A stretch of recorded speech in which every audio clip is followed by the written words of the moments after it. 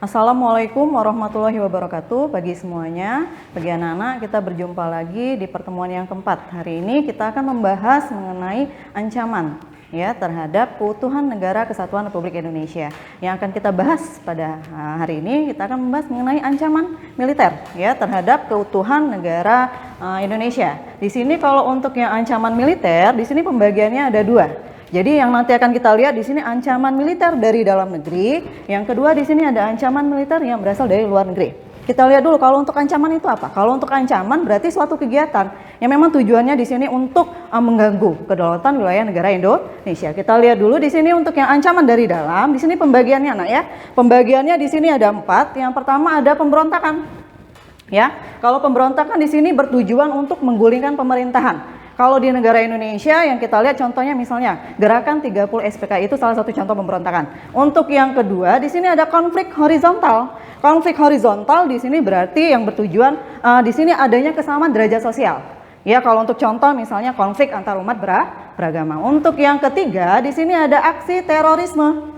Nah, aksi terorisme di sini tujuannya ingin menimbulkan rasa takut terhadap masyarakat. Ya, untuk contoh di sini banyak. Kalau untuk terorisme misalnya bom Bali, ya. Nah, untuk latar belakang mengapa terorisme itu terjadi di sini bisa dilihat. Misalnya karena masalah kemiskinan, ya, ketidakadilan, keterbelakangan atau fanatisme sempit. Ya, fanatisme sempit terhadap isu penyelesaian suatu agama. Sekarang kita lihat untuk yang keempat, untuk ancaman yang militer dari dalam negeri. Untuk yang keempat di sini contohnya gerakan separatisme. Gerakan separatisme berarti gerakan yang tujuannya untuk memisahkan diri dari suatu wilayah negara Indonesia. Untuk contoh misalnya untuk di negara Indonesia ada gerakan Aceh Merdeka, ya, ada OPM atau Organisasi Papua Merdeka, atau misalnya juga ada RMS atau Republik Maluku Selatan. Nah, sekarang lanjut ini ya. Kalau untuk latar belakang kenapa separatisme itu bisa terjadi? Yang pertama ini karena ada perbedaan atau latar belakang sejarah.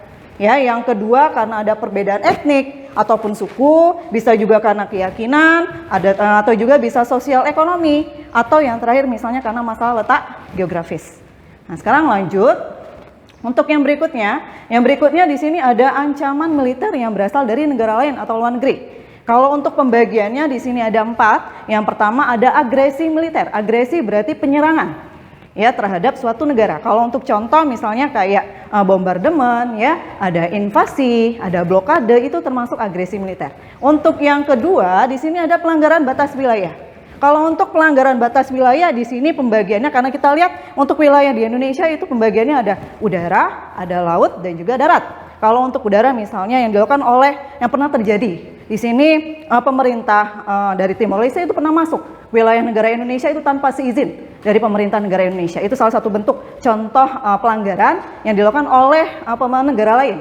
Untuk misalnya kalau untuk yang wilayah darat ini masalah perebutan pulau-pulau terluar yang memang tidak bisa kita melihat secara seutuhnya. Jadi perlu ada koordinasi dari rakyat maupun dari pemerintah. Atau misalnya dari masalah pelanggaran batas wilayah untuk yang laut.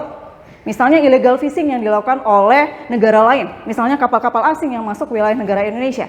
Ya, itu yang termasuk pelanggaran batas wilayah. Untuk yang ketiga di sini ada spionase. Spionase di sini dalam bentuk yang dilakukan penyadapan ya terhadap data militer negara lain yang dilakukan oleh pemerintah negara lain terhadap negara Indonesia. Untuk yang terakhir di sini untuk ancaman militer yang berasal dari negara lain yaitu sabotase. Sabotase berarti pengerusakan terhadap instalasi negara yang dilakukan tujuannya untuk merusak semua objek vital yang ada di negara Indonesia. Ya, demikianlah untuk materi kita kali ini. Nanti kalaupun misalnya nanti ada pertanyaan bisa nanti langsung ditanyakan melalui Google Forum yang ada di Google Classroom dan juga grup WA. Ibu cukupkan. Wassalamualaikum warahmatullahi wabarakatuh.